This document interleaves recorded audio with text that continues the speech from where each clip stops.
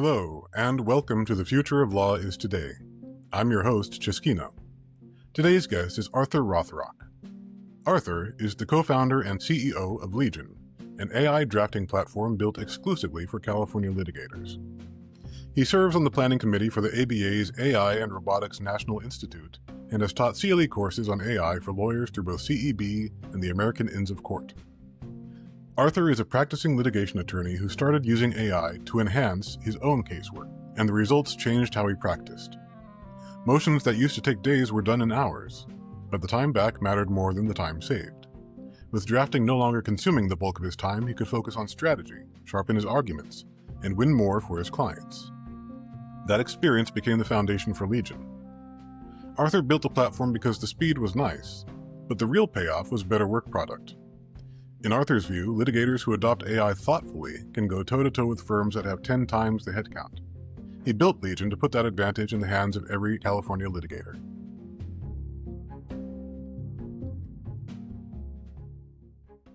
Arthur, great to have you on the show. To get started, can you tell us about your journey from litigator to legal tech founder? Sure. My journey began around November of 2023 when ChatGPT first came out. I loved it. I grew up in Pittsburgh, but I moved to Silicon Valley to go to law school because I loved innovation. And this was it. This was going to be huge. And I started using it for everything that I possibly could that wasn't really sensitive. You can't put confidential client info in there, attorney-client privilege communications, that sort of stuff. But for everything else, because I was doing litigation, drafting discovery, doing motions, like all that sort of stuff was fair game. And I started getting a reputation, not a great one, around the firm as being someone who could draft a winning motion in a few hours that would take other people a week to do with a team, which I say it's not a great reputation to have because every time someone forgot to file a motion or forgot to do an opposition, guess who? Oh, Rothrock can do it. So that was what introduced me to how actually transformative this stuff was going to be. And even though I could do it in a few hours, I was like, it would be so much cooler if I could do this in a few minutes. If I had the right tooling, I could probably do it a lot faster because I would figure out my process for how to basically assemble this document. And then I felt like I could apply that to doing it moving forward as long as I could account for all the little random variables and stuff that come out there because you can demur for only so many reasons. So there is a finite universe, probably just a large one, for doing this. And so I didn't see Westlaw doing it. I didn't see Lexis doing it. They were pushing out some really bad AI products. Everyone now, I think at this point, has experienced a lot of really bad, half-baked AI implementations. And so I was pretty disgusted. So I started looking online. I was on Reddit, of all places, because I had a pretty beefy computer. And I was like, it would be really neat if I could host my own model and not have to worry about the confidentiality issues and attorney-client privilege stuff, because it would all be on one machine. It would be safe and secure that way. But the problem is these models, the open source ones are small, they're dumb, they don't write very well, they don't have a very big short-term memory, the context window is very short. And so I went on Reddit. I was at Local Llama, and I was like, on the off chance that there's another attorney doing this, has anyone fine-tuned a model or made something that could actually be used for legal use cases? The short answer is no. There was really no one who was looking at this. I had maybe a couple folks, some transactional guys were interested in this, but no one was really in the wheelhouse that I was looking for. And some Redditor reached out to me privately and said, it's cool you're an attorney interested in this stuff. Do you have any ideas for use cases? And I said, I have a million ideas. Here's a couple. And he goes, cool, let me call you in 2 weeks. I'm like, all right, internet stranger, sure, why not? 2 weeks later, he calls me. He says, I'm at Stanford. I'm at the Law LLM Hackathon. I put together a team and we built one of your ideas. You should come help me pitch it. And I said, that's the coolest thing I've ever heard. That's why I moved to the Valley in the first place. So I drove, I met him, I met the team. They showed me the product. It did what I thought it could do. We pitched it. We were finalists in that competition. And I drove him back to his hotel room because he flew out from Toronto, Canada for this. And he said, do you want to found a company and build this thing? And I said, absolutely, I do. You've already proven you can execute. You can take my business requirements and my product requirements and convey it to a tech team and then manage them to build the thing. And then you've already proven most of the stuff that you would want. So I said, absolutely. And that was last year, and probably about March is when we officially founded, added on a CTO, and have been off to the races ever since. So that's your very long answer into how I got from litigation attorney to here. And I left my firm last year in July to work on this work. You raise a funny point, which is often the reward for doing something well or doing it efficiently is that you get more of it piled on on your desk. You're My the person who my you're the my favorite person who puts out fires. my favorite mentor quote was, "The winner of the pie eating contest is more pie." So that's very true. Yeah, the age-old mixed blessing from law firms. If you're good at it, you get more of it, maybe than you can handle. And now that's what you end up doing for your next 40 years of your career. But yeah, that's a great founding story. I don't think I've heard of people making a connection like that through Reddit. You hear about people, there are accelerators, there are meetups. But yeah, just somebody on Reddit was like, hey, what ideas do you have? And then goes and builds one. I love that initiative. It was wow. I was not expecting it. I came out here because I figured opportunity really is being in the right time and putting yourself out there. And then if you do that, opportunities tend to come your way. And this was very much that. I put myself out there online. Someone else was like, I also want to do that thing. And then we went off to the races. But it definitely required a leap of faith. And this guy flew from Toronto, Canada for this on a whim of some guy who just read my post on Reddit. He probably went through my whole Reddit history, so that didn't scare him off. So One of the advantages of putting yourself out there, people can vet you ahead of time and see, do I want to work with this person? right? I wasn't in any weird subreddits, so it's like probably I passed the sanity check. Just go Yeah, through that history, thank God. yeah. At least with your main account. Yeah, exactly. Yeah, no one ever talks about the alts. Nah, I'm teasing. But taking a step back from your own personal story, you and I talked about this before that legal tech, of course, stems from the legal profession and supports the legal profession. And law, especially in the United States, is an adversarial profession. So, how does that culture affect how we develop, how we talk about, and how we sell legal tech? In many, many ways. There's a mindset among the founders themselves. There's a mindset among the actual customers that you're selling to. I always say that lawyers are the hardest people to sell to. I should know. I'm very hard to sell to. We're skeptical. We have really Hmm. good bullshit detectors. We don't like the gimmicky sales tactics that a lot of folks use that if they're moving from another market into legal tech, they don't really Hmm. get that. Like they're like, oh, we just use the same playbook. It doesn't work. It's all about relationship building. And that adversarialness can bleed into customer calls in general. You sit down with a firm, especially if it's a litigator, they're going to start deposing you. They want to know about your platform, what can it do, and they will grill you and they could get adversarial because they want to figure out, do you know what you're doing? Are you going to waste my time? If I Hmm. spend time on this platform, is it going to be a net benefit for me and my clients? And if not, I don't want to have you there. And then that leads into you need to have a very good idea of what this person needs at the outset because it is adversarial. They're going to cross examine the shit out of you to figure out if you can do the things that you say because they're tired of being lied to. There's a lot of legal tech companies that are less Yeah. than honest about their capabilities. There's just generally a culture. Startup founding is to say everything that you intend to do on your website, and then you get everyone's signatures and they're interested and then they pay you, and then you go build it.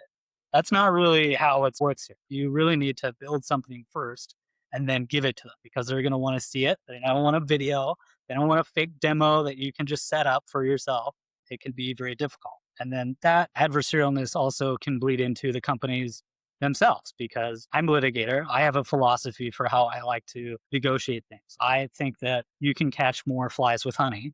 And so I like to be nicer. I like to be more collaborative. I view my competitors not really as opponents, but a potential source of referral business down the line.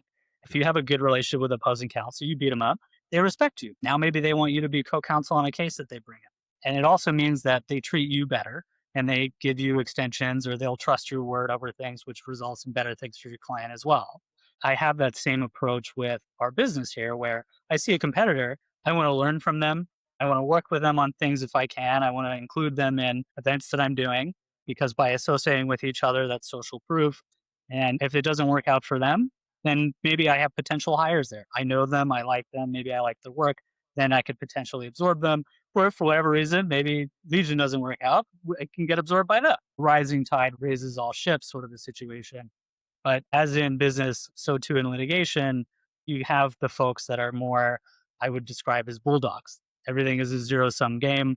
You just have to be patently unreasonable about everything. You're very secretive. You give nothing. And that can also lead into the business side of things where some other legal tech companies are very competitive, they're very secretive. There's even a prestige aspect. We saw how Harvey is. They're like, oh, we only have a wait list. Everyone has to sign NDAs. What a great way to have FOMO and elitism and grab all the big law law firms and they fall for a hook, line, and sinker. That strategy works with that sort of market, and other strategies work with other markets. The other side of that is fully transparent. Here's everything that we could do. You can try it out and use it as much as you want until you're happy with it, and then you can pay for it. That works with a different kind of market. So those philosophies all clash and work together in really interesting ways. You can see it in the companies, especially the attorney-led ones. Yeah. The aspirational roadmaps are really something. I won't name the company, but I joined one legal tech company and I was given a document that said company name capabilities. And I was like, wow, I can do all this stuff? This is fantastic. Because I was being hired to market it. And so I was writing about it and then I delivered some work and somebody was like, it doesn't do any of this. Well, your document said it's capable of doing it. But yeah, you have these aspirational roadmaps. And that was just an internal document that kept floating around at that particular company, even years after that. Part of software as a service is if you're selling not just what's on the platform today, but what you're developing. But if you're going to do that in an ethical way, I think you need to be honest about how capable you are of developing what's on your roadmap and how soon it's coming. If you have something that realistically your dev team hasn't even started on and it's not going to be for another 6 months, maybe that's not something you should be announcing just yet. Yeah, something you want to do in the future, but what are you actually developing? What is actually in progress? What's in the R&D phase? What's in the quality assurance phase? Are you conducting quality assurance? That's another question entirely. And then the black box marketing, certainly another interesting tactic. I guess I can call it a strategy. My thought is, and the whole reason I started this podcast and I started the Legal Tech Guide is I believe in transparency. When you have something complex, and it is important, this is the life work of the people we're trying to sell to in legal tech. Their careers depend on it. Their clients depend on it. Their businesses, when they're in-house, depend on it. So I agree with you. The best way to help people adopt is to teach them, what does this stuff really do? What does it not do? And what's the best way to utilize it to get real return on investment? Naturally, you and I think, clicked on that point, and that's why I asked you to come on the podcast. I do think from the conversations I'm having, there are more and more people saying that's the direction we need to go. Hype doesn't work. Spin doesn't work. And that's something I've seen as well. Like you said, lawyers are skeptical, understandably so. And especially in legal tech, there have been plenty of companies that simply overpromised. A lot of people are approaching generative AI as if it's the first iteration of AI, but several companies were selling machine learning as AI. And some of those applications delivered well, some maybe not so well. So if you're a lawyer, and especially if you've been hearing these pitches for years now, a lot of this sounds pretty familiar. So I think you're completely justified in wondering, okay, what does it really do? Let's take a step back. Just show me, how does this actually relate to my day-to-day? Does it help me with anything at all? Or are you more excited about what your software can do than how it really helps me in my job? Right. There is no easier way to piss off a customer than to promise them the moon. And then when they're locked into an annual contract, oh, actually, we can't really do half the things that we said that we could. And the things that we said that we can do that we actually can do, we don't do very well at all. And it breaks the minute you try to use it. It's no wonder why everyone's so gun shy in legal tech. Yeah, because you're locking people into 1-year contracts, 2-year contracts, and customer return matters. It's great if you have a good GTM engine and you're bringing in a lot of new people, they're signing up, they're excited, but if they're all jaded by the time they're halfway through the contract, what good does that do you? Right. You're just burning customer goodwill. And then by the time that contract is up, they're just going to leave. Some folks are very sticky, like Clio. You're going to upload everything in there, file blind, and now your whole system is in there. It's a lot harder to just go somewhere else. They're banking on, we were such a pain to adopt that the pain of adopting someone else will prevent them from leaving. So as long as we do good enough, then we're good. We're not going to lose the customer. And I feel like that's such a bad way to run a company. The gold standard should be, everyone should love your product. It should do what it says. You should be competing to be the best product possible, not good enough. And because we're such a pain to get rid of or move to something else, you have to use us. That's never a good incentive for a solid product, irrespective of whether it's legal tech or some other market. Yeah, the stickiness should come from, wow, I can't live without this tool, not, wow, it was such a pain to get started with this. I really don't want to do it again. The flip side of that is it's not really an advantage for competitors to say, well, we have a better onboarding process or we have faster implementation, because the reaction a lot of lawyers have is, we got burned once, we were stuck in a contract for a couple of years, it was terrible, we finally got rid of it, I don't want to do that again. And so they end up just going back to Outlook, spreadsheets, manual processes, and everybody loses. Instead of trying to do everything and not doing it especially well. I'm not saying any particular platform is doing that, but I increasingly am of the mindset that the best thing to do is focus on the thing you're doing well. reach the people who need that and grow from there. You can absolutely add capabilities, but make sure it's something people really need and make sure you're actually delivering it and grow in a systematic way, an intentional way. 100%. And it's a little difficult sometimes, especially when you start looking at larger firms and they have an IT director, they have Mm. chief information officer, they have a guy, his whole job is to evaluate and adopt certain platforms. And you start running into the issue of, well, no one's ever gotten fired for using IBM. So you're going Mm. to go with co-counsel or protege. You're going to go with one of the top dogs because if it sucks, well, how could we blame you? You went to Westlaw, like you went to Lexis, you went to the top dogs. And then that also reiterates the whole issue of it's really hard to get good products because people are pretty risk adverse, especially in law firms. You can't go with some new, awesome, flashy product because if it's some plucky startup, funding runs out, it's not run well, they go under in a year, maybe you lose all your client data, something happens. There's a parade of horribles that are associated with that. And that can really make it difficult for really good up and coming products to gain market share because there is that aversion, I think, even more so than other industries, but certainly in tech. The whole never getting fired for using IBM thing is not a law firm thing. That's a tech thing. It's a similar issue. Yeah, that opens up a great question. You've had a lot of success, it sounds like, gaining traction with Legion. When somebody's getting started, is it inherently better to start with smaller teams? Because you do see a bunch of companies that start out serving smaller firms or smaller in-house teams.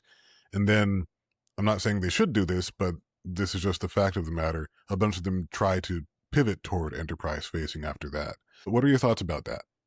So I think that the only way that that really happens is if you have enough revenue or VC funding where you can meet the design requirements for enterprise. And what I mean by that is for us, we're starting with small to mid-size firms. They don't have as high technical requirements. Their clients are usually not Google that have a whole book of security requirements for their law firm to follow. It lets you be a little bit more loose with things so you can learn more. It's more forgiving. You get straight to a decision maker. It doesn't require committees. You don't have a super long sales cycle. You can build a really good personal relationship with these firms that way. And then that's your small group of advocates that you can work with and iterate on because attorneys hate giving feedback unless they really like you and they really like your product and then they want more. And then you start to get that flywheel. If you get some feedback, you can upgrade your platform that way and iterate off of it. But if you want to go for enterprise, the issue that you run into there is they're going to want certain assurances. They want SOC 2, insurance coverage, uptime guarantees. They're going to Mhm. want to know what happens in the event of a breach. What's your whole siloing of data? What countries is in it? Like there's a laundry list of a security questionnaire that you're going to need to cover. And doing all that is very time consuming and very expensive. And the only way that you can really be big enough to even get the insurance policy to cover something like a big master services agreement like that is to have millions of dollars in the bank or a lot of Mhm. funding, a lot of revenue, something. So I think in general, for the smaller companies that aren't aggressively raising, you really do need to start small. You need to find your niche, you need to drill deep, you need to refine your product, and then you'll have a much more polished, ready product for enterprise when you hit that stage. We're starting to flirt with that right now where we're like, okay, we can meet these design requirements, but it's going to take us a couple months to get up to snuff on these sort of things, which takes us away from developing and building and doing all the other things that we want to do with the platform. So you really want to get a firm commitment from a law firm before you start to go all in on that. It is a strategy. Harvey went straight for big law. So that's why they raised Mhm. a ton and that was Yeah. their market and that's how they did it. So there's a couple different ways you can go about it, but that's our philosophy with that. Yeah, that makes a lot of sense to me. And I think the pivot, starting with SMB or even mid market and then trying to go enterprise, it's more complex than people realize. And I've talked with multiple CEOs about this, multiple people in multiple types of legal tech companies. You can't be all things to all people. And as you were saying, building for enterprise, selling to enterprise is a completely different beast than mid market or SMB.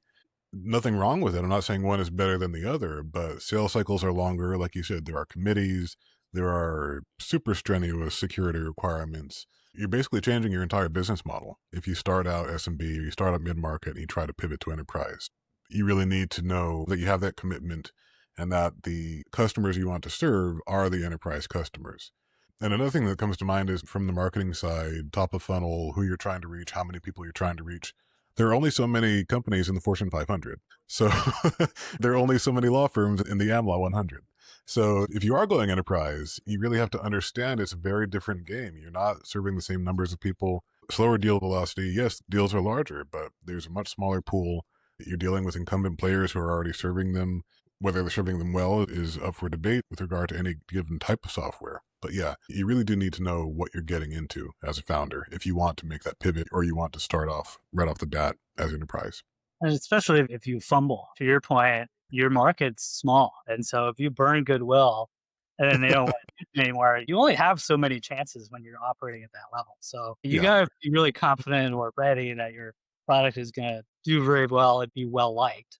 Another thing that I wanted to mention is I think a lot of legal tech founders, especially on like the engineering side that aren't attorney led per se, or the Mhm. attorney is maybe they're not big law, or they haven't worked at a large firm.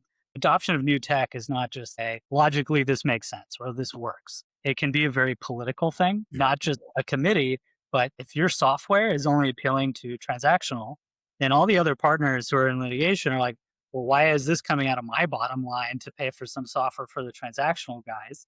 And then vice versa. And that can go even deeper to practice areas. If the software is good for the estate planners, but it's not great for your corporate governance folks, then you have to overcome that hurdle where if you're doing annual contracts, you're expensive, the firm's going to pay for that. And that's coming out of other partners' bottom line. And that can be a very Mm. other difficult thing to overcome, even if you have great software, the people really like it, you got to convince all the other people that are not going to understand your product because that's not the work that they do. So you Yeah. end up into this situation where do you create a highly specialized product that serves one market or industry or niche, whatever it is, or do you try to go and service everyone? Then you end Yeah. up more of a general purpose tool that helps out everyone. And that also comes with its own issues where you're unfocused, you're trying to appeal to too many people at the same time, your product is trying to do too many things at once and fumbles there. It's a very delicate balancing act for everything. In case no one has ever said, legal tech is hard. Yeah, certainly the conclusion I've reached. It's a potentially rewarding challenge, but it is a challenge. Both today and previously, we've talked about the importance of having subject matter experts on your team if you're a legal tech vendor. What are the advantages of that when it comes to product development and also marketing, sales? How does it help to have people who have practiced law, people who've been in the trenches in legal ops on your team? And also on the flip side, what are the challenges it presents when you are staffing your legal tech company with SMEs? Sure. The benefit is it helps in every area. It helps with the product, with the vision for here's what it actually needs to do. And then there's small things that you only learn from the practice of law. You go to law school, okay. But then when you actually start practicing, people don't tell you things. You learn by doing and showing that knowledge and baking that into the product is huge because attorneys are looking for it. They're testing it. One of the things for Legion is we draft like discovery, we draft special interrogatories, requests for reduction, requests for admission, and some attorneys really like to do nested definitions. When they define a term, it's in the interrogatory, it's in the request for admission. Other people like to have it separate. And every single time we've ever had a call, I like to do separate definitions because it's sane. And I want to have one location where everything is defined. So it's easy to Mhm. reference versus trying to read a paragraph of a definition in a single sentence interrogatory is not very elegant. So I don't like to do that. But a lot of attorneys are like, it has to be full and complete. They cite the statute. This is what it needs to be. And then we can just go on the platform and I open it up and I say, no problem. You just click nested and that's how it works moving forward. You don't need to do it separate. Then they have that little like, okay, all right, guy, like clearly you have thought through this product and you're not just some huckster trying to do it. So there's the product being something that demonstrates deep understanding of what the attorney needs. And then there's the marketing aspect where if the attorney is also on the sales call, they can talk the talk, they can walk the walk, they can explain things. It's not really a huge community. Oftentimes they know another firm or they know another attorney, something like that. And so you get that street cred right out of the gate from it as well. So it's also why Harvey stacks their calls with like 5 attorneys on their sales team. So I think it really helps in that respect. The other aspect of it that it really helps with is how to iterate on your product because attorneys do not give feedback. They just expect your product to work and do what it should do. They want it to be, if not 100% there, at least 90% of the way there, 95. They're not going to click the feedback bar. They're not going to open up chat support. They're not going to send you an email what it did well and what it didn't do well because you're a vendor. And when you're a vendor, they're there to hire you. You're to do a job and then do it well and then that's it. And if you do a good job, then they will hire you back. It's the classic thing where if you give your partner a memo and you don't hear anything back, but then they give you more work, then you did a good memo. That is exactly how this works in legal tech. Oftentimes, unless you can get those attorneys that have some more free time and are very excited about the product to give that to you, but you have a very tough job building that trust initially, unless you get it very, very close, because they're not going to hold your hand and help you out and then fill out a bunch of forms to tell you what to do and what not to do. I see a bunch of stuff on Reddit where people are like, oh, would this tool be helpful to you? No one is going to sit there and write you like a 3-paragraph thing about, oh, here's all this feedback on your product. It's not going to happen. So having an attorney on your team that already has a deep understanding of what the requirements are helps overcome that initial issue. And if you're lucky and you have some metrics and data on how folks are interacting with your platform, the attorney can read the tea leaves and sort of like, oh yeah, okay, this is what they're doing here. This is what we need to change next. And then that helps you get across the finish line in terms of product development. The drawbacks. The drawbacks of having an attorney on your team is you have an attorney on your team. No one likes having legal in their company oftentimes. It's a black hole of money. So they can be expensive if they're not a founder giving them equity. They can be very particular about things. The different risk appetite compared to when I'm an attorney who is advising a client versus how I am building a business are very different things. You have to be very comfortable with being uncomfortable building a business, because just by nature of the fact of what you're doing, you're probably going to be violating 30 laws at all times anyway.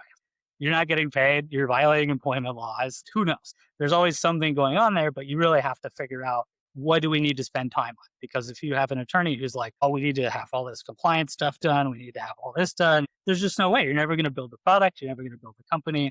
And so you need to have an attorney that has an appreciation for what the business actually needs at what time, and to assess the risk to the company. Like, is California going to sue our company because we're 3 founders not paying ourselves out of the company? Probably not. The enforcement risk there is very low. But when we're larger, we have employees, then we might want to have HR. So you need to have an attorney that has an appreciation of what stage are you in and what is appropriate legally for that company in terms of compliance and all the other million things that are out there that attorneys are going to be worried about. That's probably the biggest drawback. You need to find one that has this deep understanding of the thing. They believe in the product, and you got to figure out a way to get them away from making a ton of money. You want a good one, and the good ones are probably making a lot at big law, or they have their own firm and they're making a lot. And you're going to have to ask them and convince them to make basically nothing for a couple of years while you build this thing, unless you can raise, and then maybe you have enough money to get them. But even then, you don't know anything. You just started your brand new company. You could go under in a week. I don't know if I want to spend a ton of time with this company. So there is some drawbacks and some difficulties there. I think overall, it's almost a requirement in legal tech to have a subject matter expert on your team that is a founder, that is as invested in this as you are, because you're just not going to have that domain expertise to be able to build a product that attorneys are going to want and to even sell it to them, because you're not going to know what their pain points are, even if you talk to them oftentimes, because you really need to do this stuff to understand the nitty gritty of what goes into it. It's hard to have a conversation and get that same level of understanding. Yeah, I think you're exactly right. I've seen some arguments from people that, like somebody who's using Ligora as an example, if you can embed yourself alongside attorneys and really learn what they do, you can build. But how many founders who don't have a legal SME as a co-founder, how many are really doing the work to embed themselves as consistently as they need to build effectively? Because like you said, it's not just one conversation. It's not even 10 conversations. This needs to be really ongoing. It needs to be baked into the product. It needs to be reflected in how you talk about what you've built. Are you getting the messaging right? We were talking about jargon earlier and people trying to take playbooks from other industries and apply them in legal tech, and it just does not work well. Anecdotally, one truism a lot of marketers like to rely on is, oh, nobody likes to read. And in many industries, sure, that's true. But lawyers love reading. It's one of the reasons we went to law school. So yeah, if you're approaching the legal tech market thinking we're not going to produce written content, or the written content we've produced hasn't worked well, it was probably about the quality. Were you saying anything useful? Did you have anyone who knew what they're talking about what lawyers want to learn about, what's important to them in their day-to-day, and tying your product back to that? My experience has been, yeah, they'll eat it up if you give them good information. But if you just have somebody, especially these days, they might be a good marketer, but they're just pumping out copy from ChatGPT or Claude and it isn't relevant and it's clearly AI generated, then yeah, people aren't going to want it. So yeah, the quality aspect I think is often overlooked, and you get that quality of connection and that authenticity and that trust by having the right people in the right places and actually listening to them when they tell you, this is what we need to build, this is how we need to talk about it. It's a very, very good point. My co-founder at Zahal is a really smart guy, JD MBA. He handles a lot of our marketing stuff, but nothing goes out the door unless I look at it and then sign Mhm. off on it because he's not a litigator in California. And so sometimes the terms are a little weird or he'll refer to something that's a little off and I'll pick up on it. And if I'm picking up on it, certainly the person that's reading the email will pick up on it. And these are small things that he's never going to know because he's just not out here practicing law for a decade to have that understanding of here's how things are talked about or what's referred to. Unless you have that deep expertise or at least someone to run it by, you're going to run into issues. And your other point about how you need to have something that's useful. If you're going to be doing blog posts or articles, you need to have not AI generated slop. You actually need to have good, well sourced things because you are competing essentially with Westlaw or Lexis. I, as an attorney, I will sometimes Google an issue just to see if there's like a blog post from a law firm that's written about this. Maybe there's a law review article, something out there to give me a big picture view of the issue. And then I'm going straight to Lexis or Westlaw to my secondary sources to dive into the weeds on it. And so if you're trying to capture that initial Google, if I go to your website, you don't have a single citation to a case, you don't have any statutes, and it's some legal tech company, and it's not very clear what the purpose of this article is. You're just talking out of your ass. Everything needs to have a citation. It's not going to do well. You're just going to erode trust. The philosophy that we have is everything has to be polished. You can't just phone it in for your website. You need to go over your website with a fine tooth comb.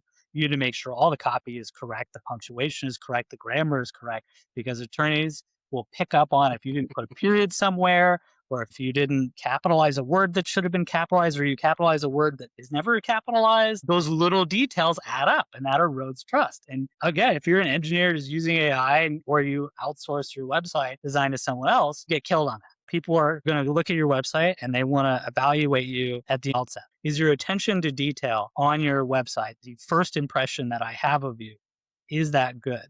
Did you do a good job of putting your best foot forward? Because if you Yeah. don't, and you did a shitty job and you phoned it in, I'm going to make a lot of assumptions about your product and everything else that you're doing.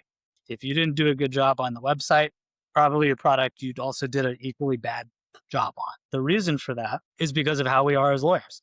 If you're an Yeah. associate, you have your work, you give it to the partner goes over with a fine tooth comb, they will read you the right act on every little mistake that you made.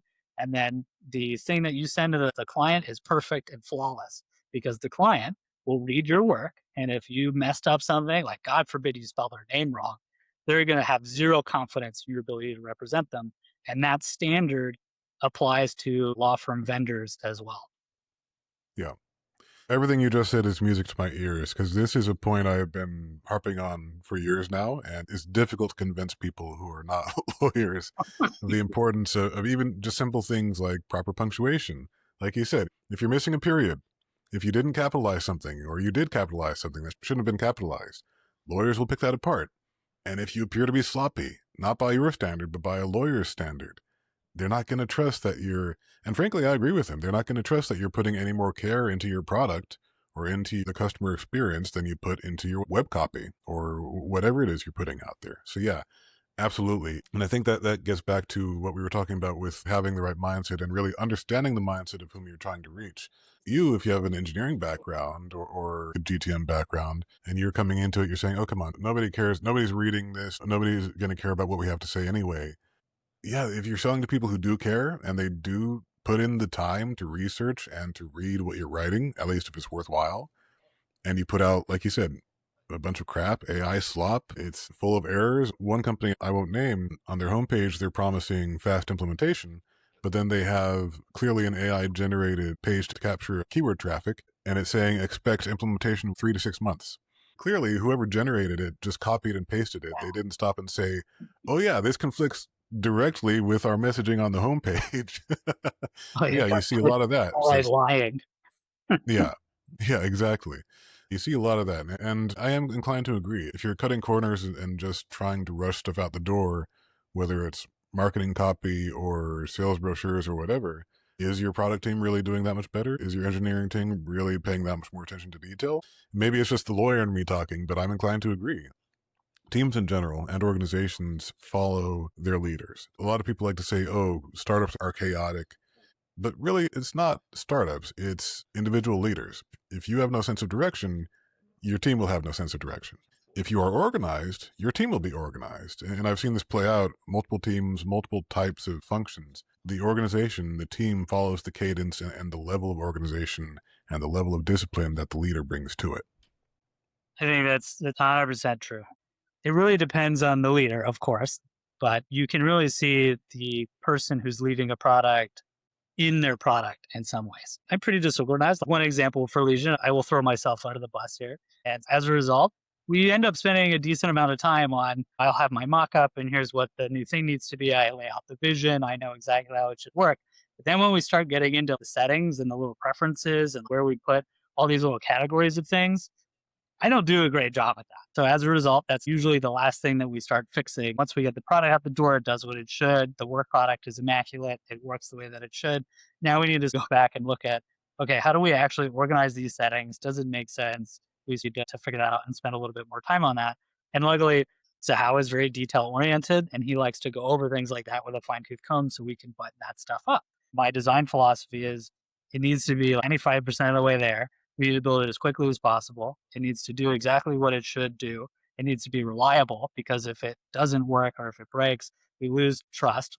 Since I'm using this product in my practice, is it going to be able to help me in my practice? And am I going to get pissed off if it can't do a certain thing or if it breaks on me? Because if I spend 6 hours on a brief and then Legion shits the bed and I lose everything, that's it. I'm never going to use Legion again because I've been burned. It wasted 6 hours of my time and my client's time. So that design philosophy is baked into the product. And as a result, my team is very on top of things with that.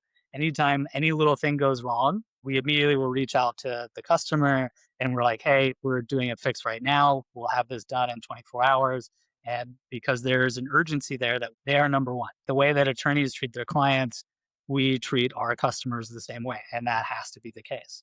And if you have 4 people that all want to do different things at your startup, and don't really have that understanding of here's the mission and here's how we're going to achieve that mission, then you do end up with an unfocused product or you can't move quickly. You have a lot of infighting.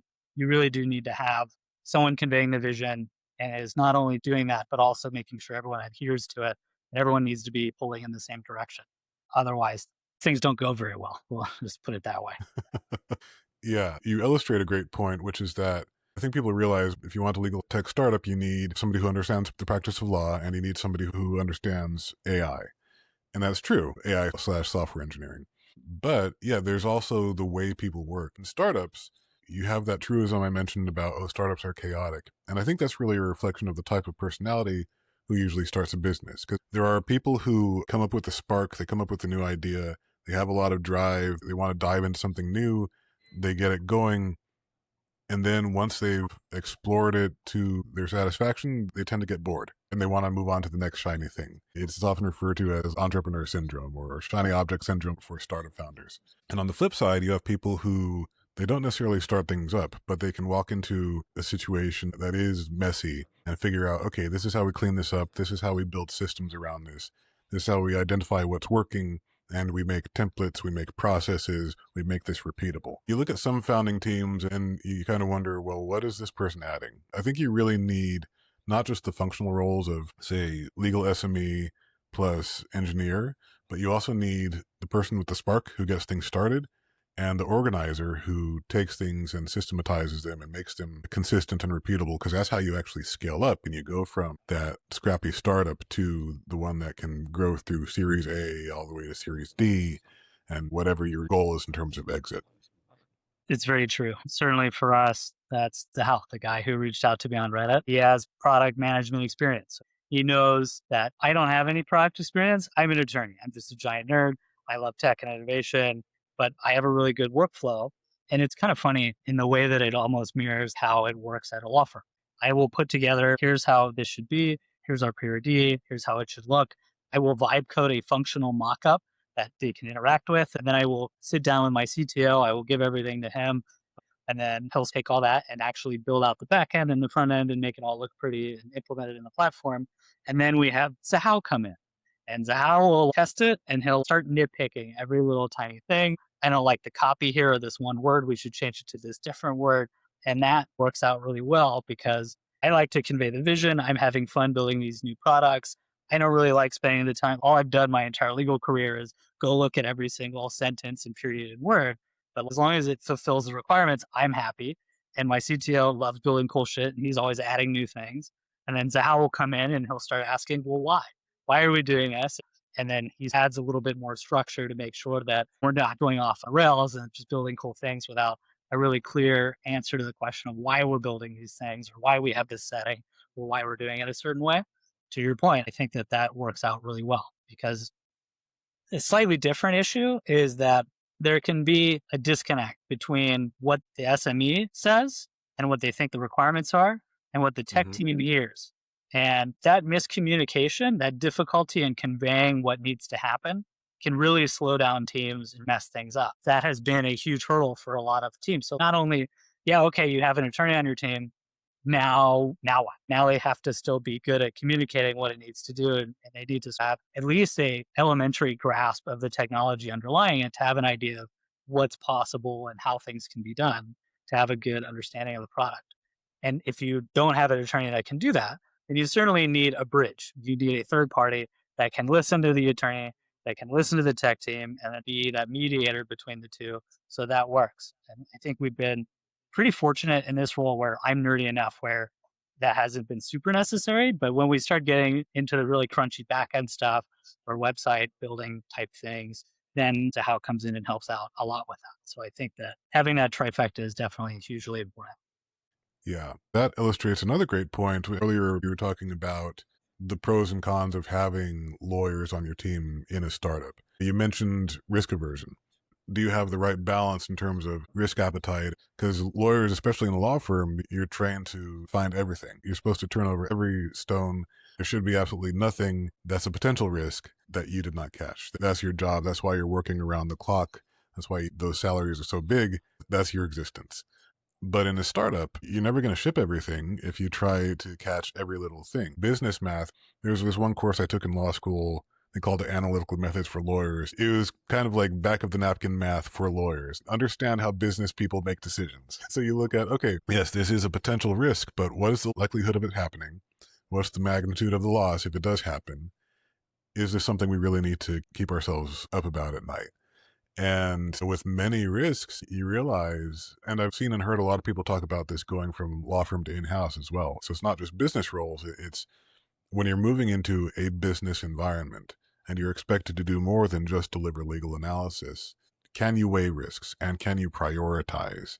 And can you indicate, okay, this is a potential risk. It's not likely to happen. It's not likely to impact us very much. This is not a top priority.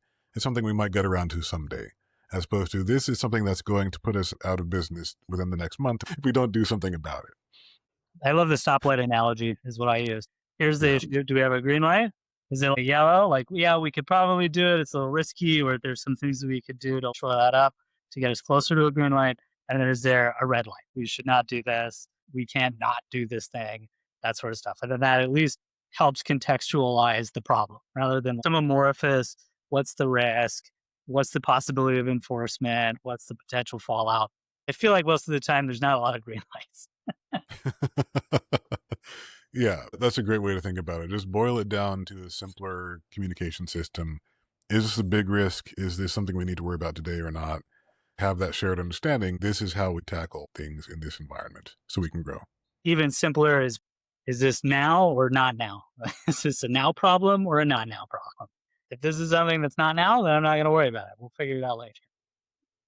This has been fantastic. We've talked about trust gaps in legal tech between buyers and vendors.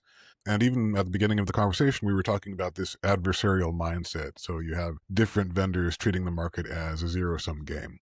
How do we overcome those trust gaps to build an ecosystem that provides value for everyone? There's not really a whole lot you can do with legal tech companies because it's really just a mindset thing. And some people are just, it's competition. If you're an attorney, you're a litigator, you already compartmentalize that whenever you're dealing with opposing counsel. And so it's a little bit easier, I think, in that respect to just view these other companies as opposing counsel. I will start a war with a company on LinkedIn, but I'm still going to invite you to the ABA's AI and Robotics Institute to speak on a panel that I'm moderating. I can do both of these things, and I don't feel like they're too conflicting because we are in competition, but I also don't hate you. It's not personal. And any sort of association between us and other founders, I think, is a good thing because it's hard to get that social proof otherwise. I think that having that sort of a mindset is helpful. And then as far as building trust with law firms, just quit lying. Like, don't, be honest about what your platform can do and be transparent about that. And that is the best way to build trust. When you think about it, attorneys have a duty of candor with the court. They can't go and lie to the court. And so when you Mhm. go and you misrepresent things to them, that erodes trust because they're like, I have to be this person that never lies. And I have this legal tech company that's just lying to me about whatever their capabilities are, or how much money it is. One of the things that really annoyed me recently, I was looking at some platforms. It was a Clio adjacent sort of practice management thing. We went through this whole hour-long thing. They showed me all this stuff. I had told them at the outset that I was a solo attorney. I have one case. I'm really just seeing what's out there, not telling them that I was really looking at it for, is there anything that I want to steal for Legion or implement? But at the end of the call, they're like, oh, yeah, and pricing is 250 per seat, and you have to have a 10-seat minimum. And I was like, why did we go through this whole hour demo call then if you already knew that it's just me and you have a 10-seat minimum for 250? Like, why did you just waste my fucking time for an hour? It wasn't a waste of time because that wasn't really why I was talking to them. But I still was initially like, I would be so pissed if I was legitimately considering them and wanted to adopt them and then they just wasted my time like that. So I would say the other thing that helps is also being respectful of the attorney's time.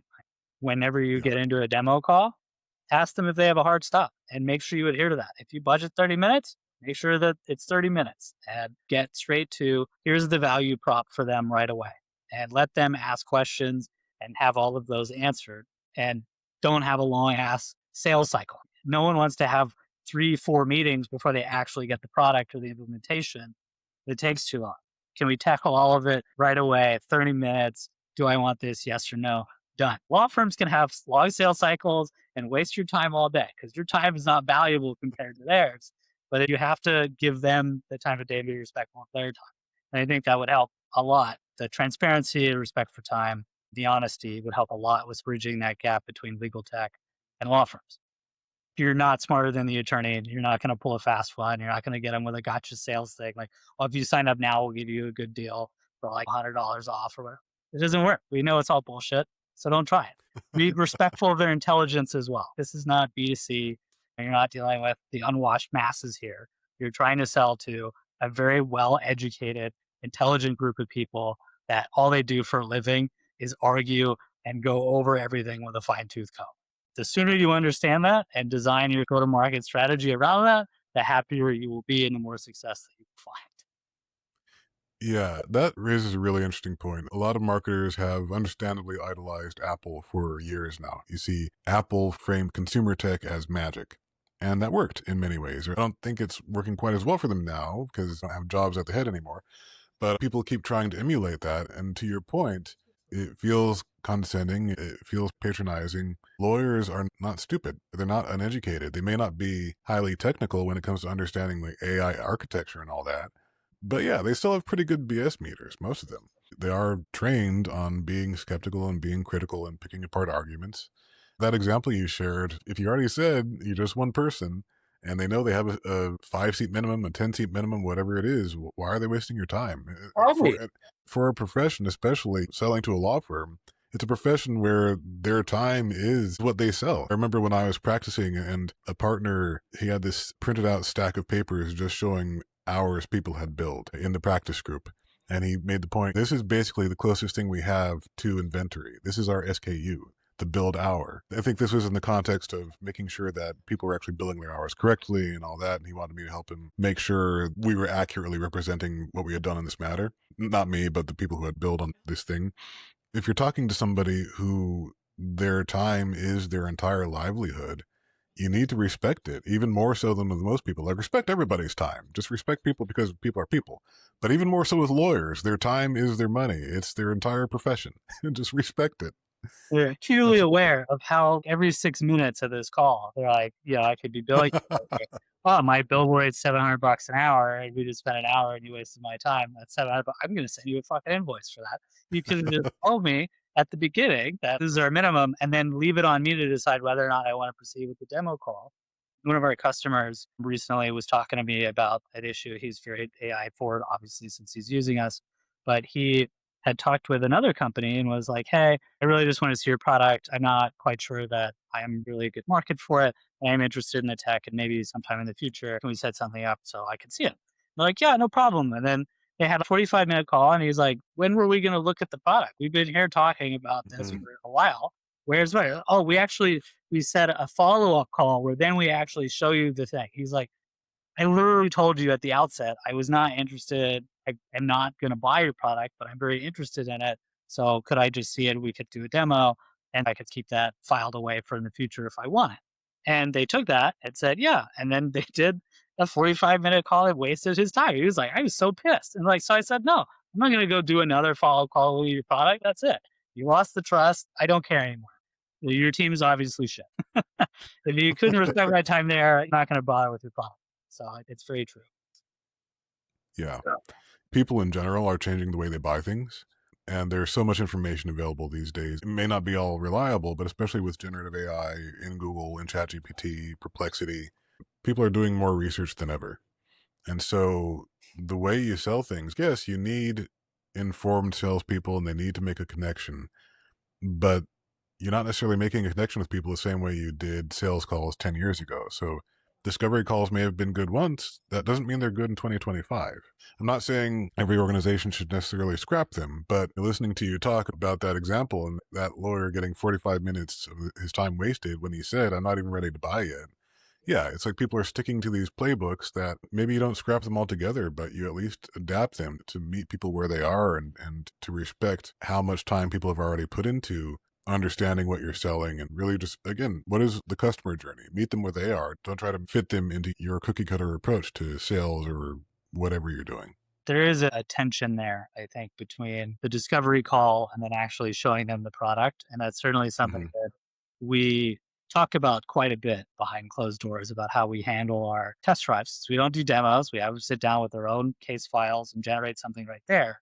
So how is I would call him classically trained and go to market. So he's very much, we ask him a ton of questions, we learn everything about them. I'm like, yeah, but I feel like we already know a lot about them. I'm an attorney. We know what market they're in. We look at their website. We know what they do. We don't need to ask too many questions. We should be very targeted on figuring out what they are most interested in. And then we can ask them questions on what it is that they're most interested in, why they're most interested in that. And then a little bit more discovery on what else we can do for them or what else they would really like.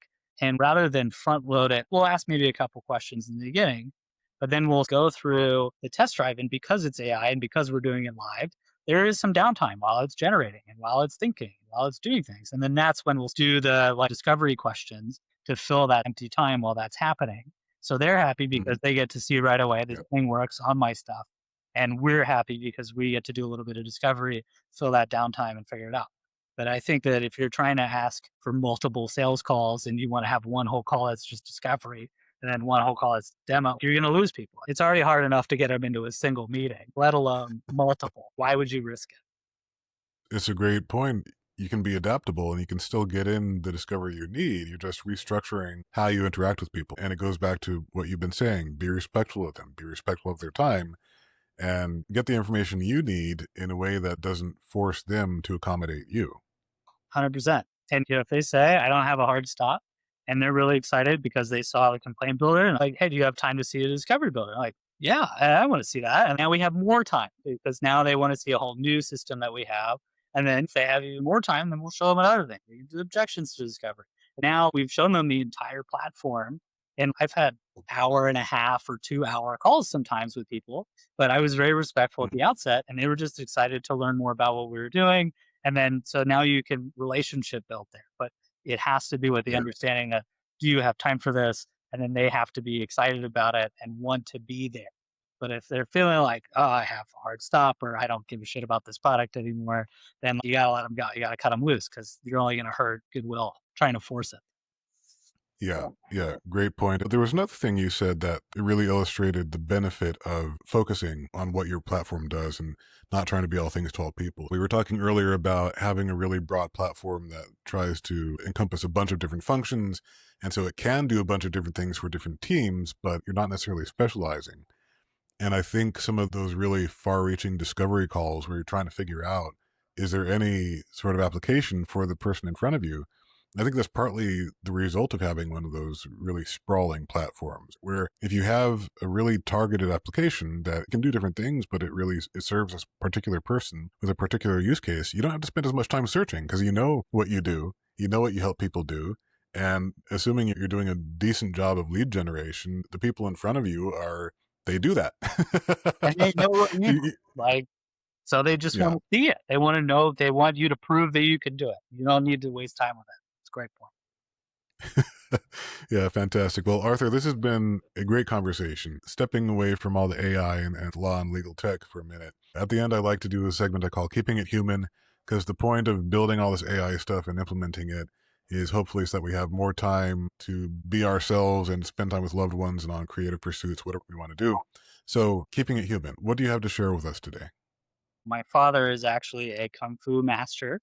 He Wow. he's been doing it for over 50 years. He has a big master flag. He was invited to Hong Kong for his master exam. He did the test on the roof, and then the grandmaster's wife and weaves and sews the flag that you then display in your school. So I grew up doing a lot of martial arts. Ingzhou Pai, it's Northern Shaolin Eagle Claw is the style. That's how I paid my way through college. I was running classes out of my backyard. That was beer money for me. I mean, I didn't pay my way through college because no one can afford college, but I had beer money thanks to it. And the fun, other than that anecdote, is my father's first wife is Cynthia Rothrock, who, if you are a fan of 80s B kung fu movies, she is pretty well known. So I have yet to watch any of her movies, but I've been aware of it for a long time. I've been meaning to sit down and do a binge watch. If they didn't break up, then I would not exist. So it would be kind of fun to see because she met him, learned kung fu from him, and then said, see, I'm going to go to LA and be a movie star. And he's like, okay. And that was the end of Oh, that. man. So there's your fun fact. Yeah, that is unique. I have the line from The Matrix, Neo waking up and saying, I know Kung Fu. It's our favorite movie. I've watched every year. Every time I go home for Christmas, my dad and I, we watch The Matrix. That's one of our favorite movies for that exact reason. There's good kung fu in it. Nice. It does a good job. It's solid. Favorite movie. Oh, man. Haven't watched it in a bit, but now I'm thinking I need to go back and watch that again. And some of those others, like Crouching Tiger, Hidden Dragon, it's been years since I last watched that. It's good. Watch Um, the old Jackie Chan kung fu movies. oh, yeah. They're the best. Like Snake in the Eagle's Shadow is great because they had Eagle Claw in it, and then they had the snake form and stuff. That's great. Nerd out Oh, about man. So when you're watching it, though, you actually can do some of the moves, right? it. I mean, Yeah. I'm not saying you're going to jump up and do it while you're watching, but Yeah, I mean, yeah. it's pretty fun watching because we grew up doing Chinese New Year celebrations. We'd have a whole lion Mm. dance. And so part of that was you would learn 5 animals form: the crane, tiger. We even did mantis, snake. I'm probably missing some since it's been so long. But yeah, you get to do all those things. You learn about all the other animal styles as well, not in depth. But then when you see the movies, you're like, oh, I know that move. Oh, that's a crane kick. Or, oh, and then you get to nerd out about this martial arts that you've been learning for years. And now you're seeing it on a movie and seeing famous actors do it way better than I ever could because they dedicated their whole life to it. And Yeah. so you can really appreciate the art form more. Like I don't get ballet, but I also don't do Mhm. ballet. So people who that do Sure. ballet or understand it, they're like, wow, this is awesome. I'm just like, that doesn't mean anything to me. I feel like it's sort of the same thing for other folks, but at least with fighting, you're like, oh, okay, yeah, you're at least jazzed about the fighting aspect. So, but it's fun having that appreciation, I think, for things. So you're right. That's a great point. That often the people who appreciate something most are the people who know how to create it or how to do it because they know what goes into it. It's like, oh, wow, do you know how difficult it is to execute that thing that person just did?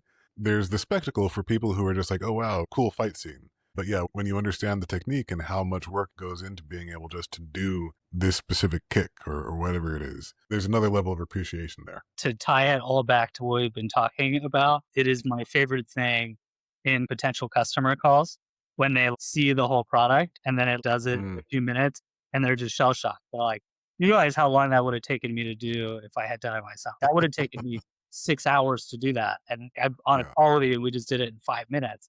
And all these little details that go into it, such a great feeling. It's very rewarding when someone does appreciate that. I'm finally, for the first time, being on the receiving end of someone like, oh, wow, I really appreciate this thing you've done because I understand how much work goes into this thing. And now it's just being done in a few minutes. So very, very rewarding. Yeah, that's a fantastic experience. Arthur, this has been a great conversation. I really enjoyed talking with you and learning about your perspective on startups and legal tech and even some kung fu. So if people want to get in touch with you and they want to learn about Legion or they want to talk legal tech and law in general or a little bit of martial arts, how can they reach you?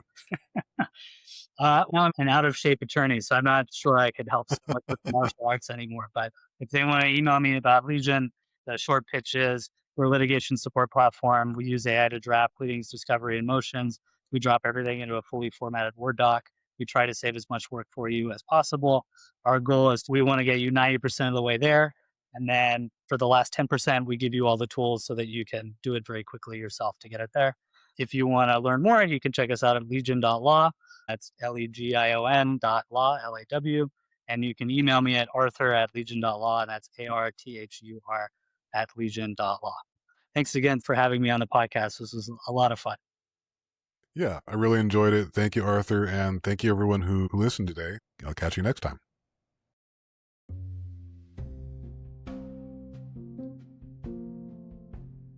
That's it for this episode of The Future of Law is Today.